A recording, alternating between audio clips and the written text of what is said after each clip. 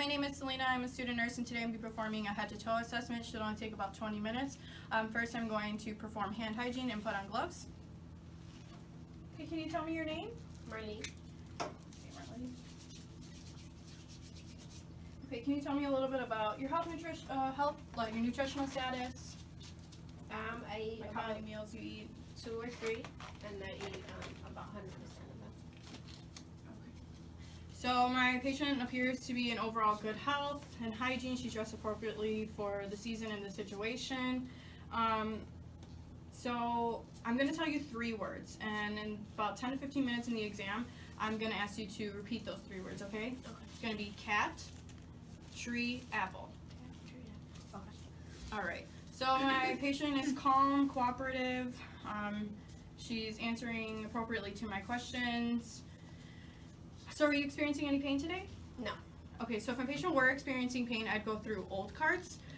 So onset, when did it begin? Location, where is it located? Duration, is it intermittent? Is it constant? Characteristics, is it sharp, dull, or achy? Alleviating factors and aggravating factors, so things that make it feel better, things that make it feel worse. Radiating, so is it starting in one spot and go towards another? Time, so is there a specific time frame in which it lasts? And severity, on a scale from 0 to 10, 0 being no pain and 10 being the worst pain. Since she said she had no pain, I would document that as a 0. So do you know what year it is 2018, and where you're at the doctor's office. and why you're here? For a checkup. Okay, so my patient is alert and oriented times 3. So I observed my patient walking into the office today, and she had a steady gait. She didn't use any devices to get in here today. She's sitting upright in a relaxed position. So next I'm just going to inspect and palpate your hair and scalp. So I'm palpating her scalp, noting any bumps or lesions or masses. The hair is soft, wavy. It's equally distributed. There's no bald spots, and I'm not noting any infestations. Next, I'm just going to take a look at your face. So the nose and the mouth are midline. Can you stick out your tongue? Okay, so the tongue is also midline. There's no lesions. Next, I'm just going to look at your eyes. Could you mind taking your glasses off? Okay. So I'm not noting any ptosis or redness, no exudates. The sclera is white and moist, and the conjunctiva are pink and moist, so this is good. Next, I'm going to perform Perla. So I'm just going to shine a line into your eyes. You could just look straight. Okay, and can you follow my pen light? Okay, good. So the pupils are equal, round, reactive to light and accommodation. Next, I'm going to test cranial nerve 2. So this would be using the Snellen chart. I would have my patient stand 20 feet away from the Snellen chart and have her cover one eye. I would then have her read the lowest line of letters she possibly could, and I would document that line. I would then have her cover the other eye, read the lowest line of letters, and document that finding. And then I would have her, with both eyes, read the lowest line she can and document that finding. If all is well, I would document this as cranial nerve 2 is intact. So next I'm going to perform the 6 cardinal fields of gaze. So this is testing cranial nerve 3, 4, and 6. So I'm just going to have you, with your eyes only, follow my finger, okay?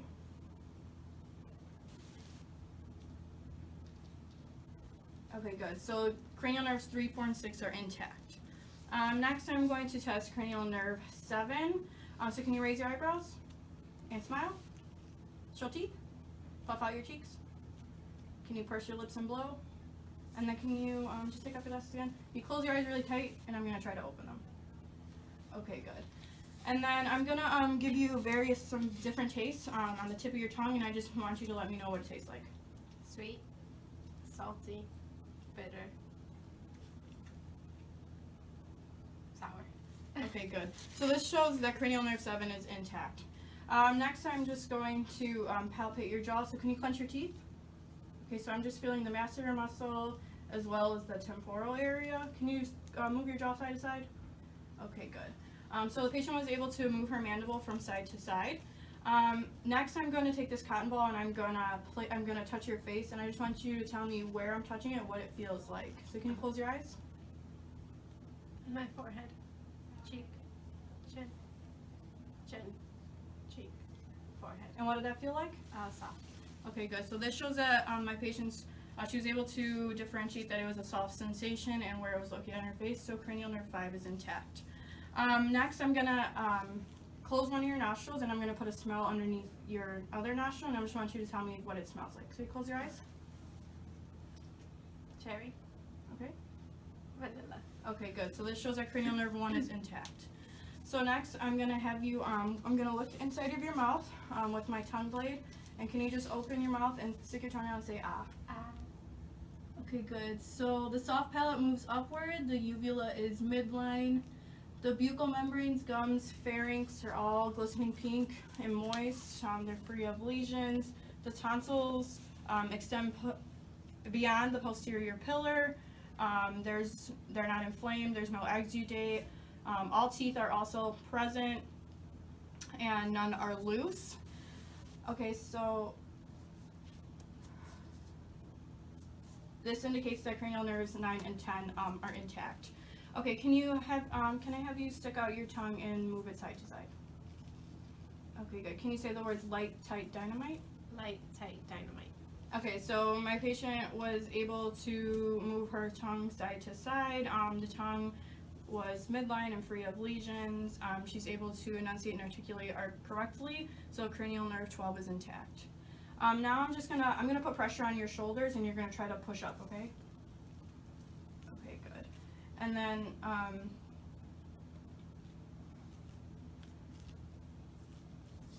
I'm gonna put my hand against your face and you're gonna push against them. Okay, you understand?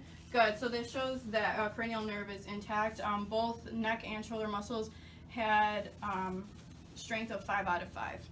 So next I'm gonna palpate your lymph nodes. I'm gonna start with the preauricular, the postauricular, the occipital.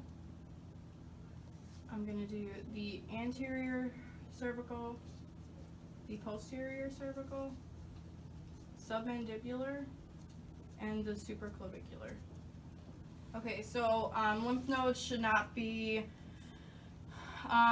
tender or firm, could be signs of infection. They should not be hard or asymmetrical or fixed, as this can be a sign of malignancy. So throughout the exam, I've been noting my patient's skin, its appropriate color for her ethnicity. I'm just going to assess with the back of my hands for temperature on both extremities.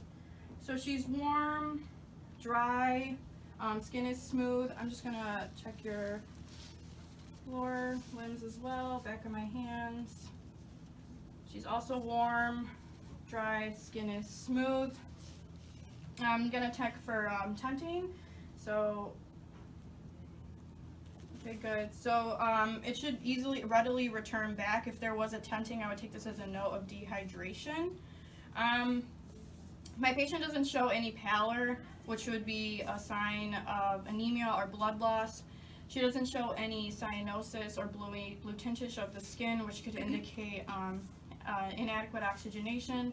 I don't see any jaundice or yellowing of the skin, as this could indicate liver dysfunction. And I also don't know any erythema, which could indicate some type of allergic reaction. So next I'm just gonna check your capillary refills. So you can just show me your fingers. Okay, all capillary refills should be less than 3 seconds. I would also do this on her toes, ensuring that they're all less than 3 seconds. So now I'm just gonna check for clubbing. Can you put your hands in the back like this? Okay, good. So I don't see any spaces right here or a diamond shaped. If I did see spaces in a diamond shape or if the fingers were pointing outwards, I would take this as clubbing. She does not have any of that. So next I'm going to palpate your carotid pulses. I'm going to do one at a time because if I did it both at the same time, could cause a patient to go unconscious. So I'm just going to do one at a time.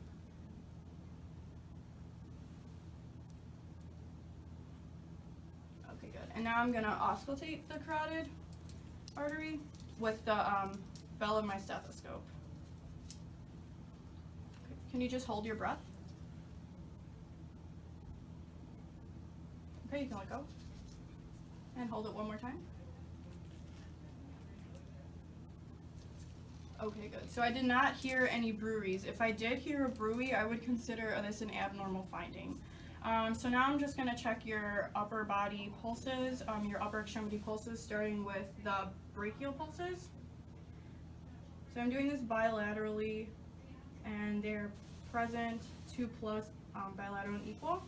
Next I'm going down to the radial. Okay, these are both 2 plus, bilateral and equal. I'm going to do the lower extremity. I'm going to do the popliteal and posterior tibial. And then I'd have her remove her shoes, and I would also check for the dorsalis pedis. And then they are all present, +2, bilateral and equal. Okay, so now I'm just going to take a visual examination of her chest from the front and the side and from behind. I'm not noting any labored breathing, no use of accessory muscles. I don't see any nasal flaring. She has equal chest expansion. Normal respiratory rate and rhythm is between 12 and 20. I don't see any signs of COPD or CHF, such as a barrel chest or a chest circumference greater than 90 with pursed lips breathing, and I'm not noting her in a tripod position, which could indicate some respiratory distress. So next, I'm just going to identify some landmarks that I'm going to be using when listening to your lungs and your heart. So here's the suprasternal notch, the clavicles, the midsternal line. The intercostal spaces would be the spaces that are in between the ribs that go throughout here, and then the costal angle. So now I'm just going to auscultate your lung sounds. It's going to be 8 in the front, and then on the sides, 4 and 3 and 10 on the back. So I'm going to start here above the clavicles. Can you take a deep breath? More.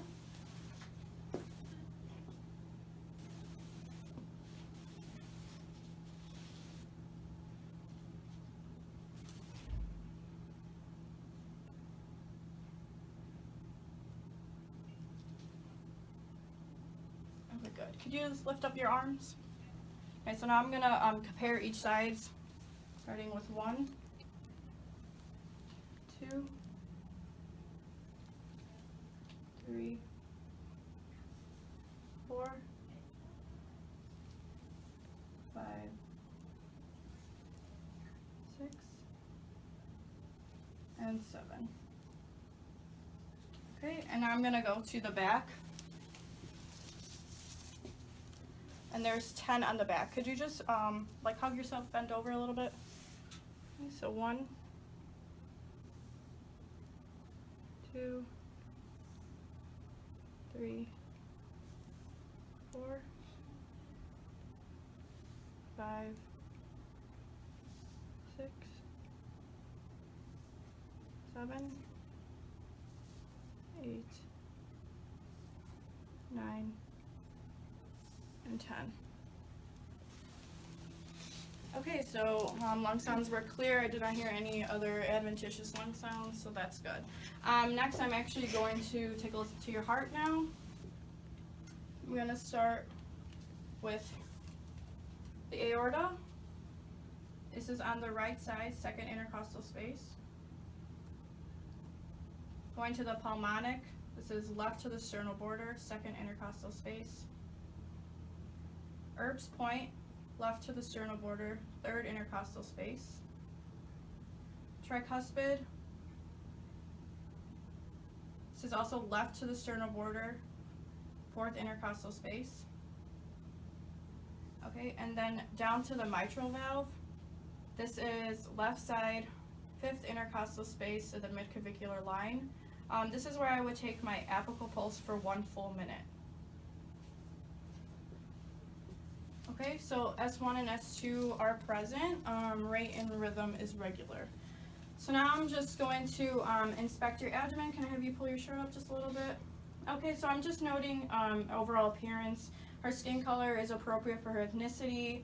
I do see a piercing. I don't see any other lesions or bruising. So this is an overall good sign.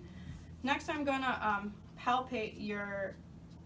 I'm gonna auscultate first, actually. I'm gonna auscultate and I'm gonna listen to your 4 quadrants for bowel sounds. So I'm gonna start in the right lower quadrant. I'm gonna listen for about 5 to 15 seconds. Okay, in the right upper quadrant, left upper quadrant, and right lower quadrant. Okay, so she has normal active bowel sounds, present in all 4 quadrants. If some abnormal bowel sounds, if they were none heard, if they were hypoactive or hyperactive, I would take note of that. If no bowel sounds were heard, I would listen in each quadrant for a full 5 minutes. So now I'm actually going to listen to some vascular sounds. I can just have you pull your shirt up again, please. Thank you. I'm going to listen with the bell of my stethoscope. I'm going to start with the aorta, which is just above the epigastric area and just underneath the xiphoid process.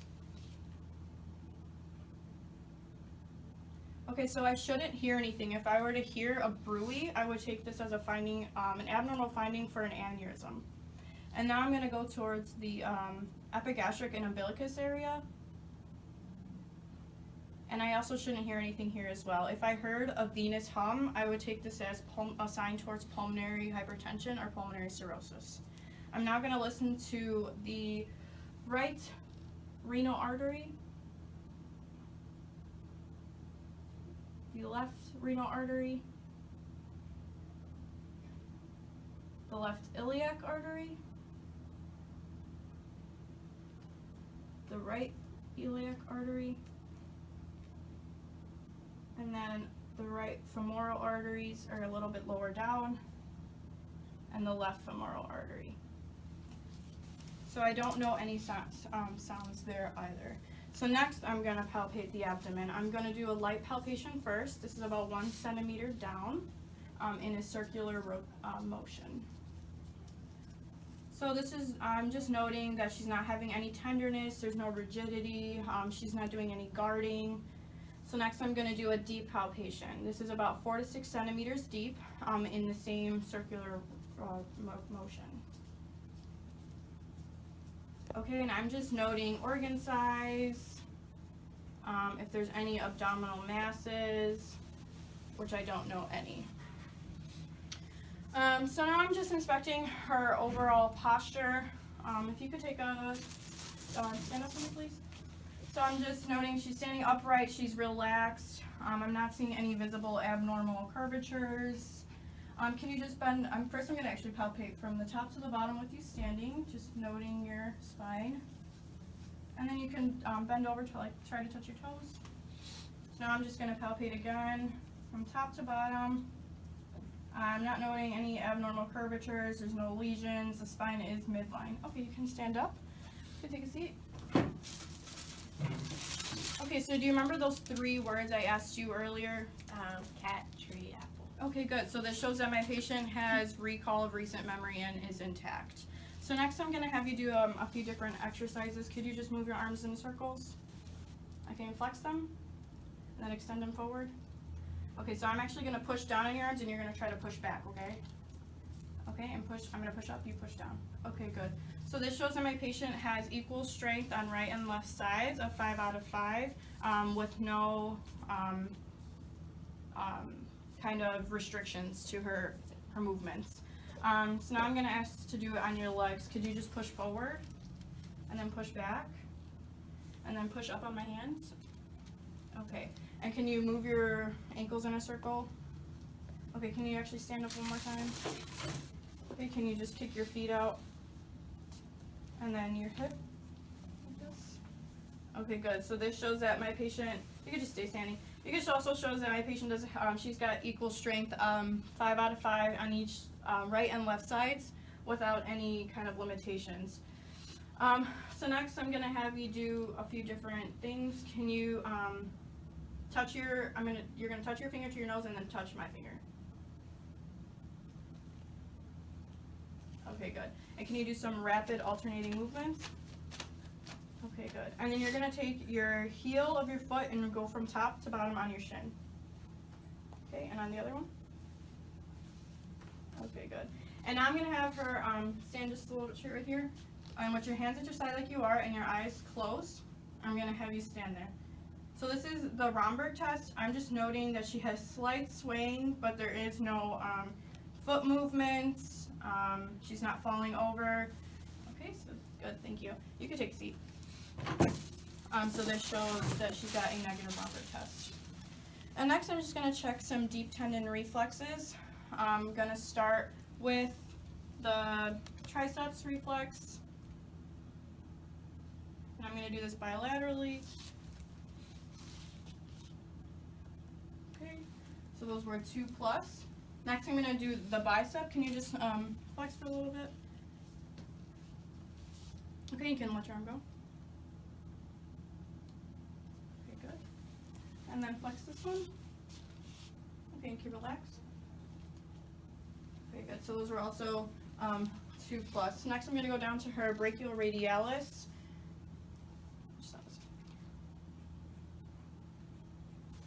Okay, good. Okay, good. So those were also 2+. Next, I'm going to go to the patellar.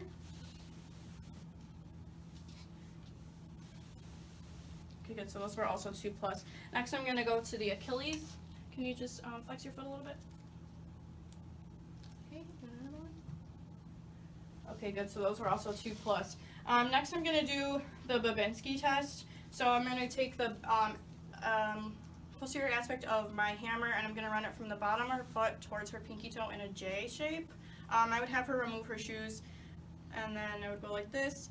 I shouldn't see a fanning of the toes.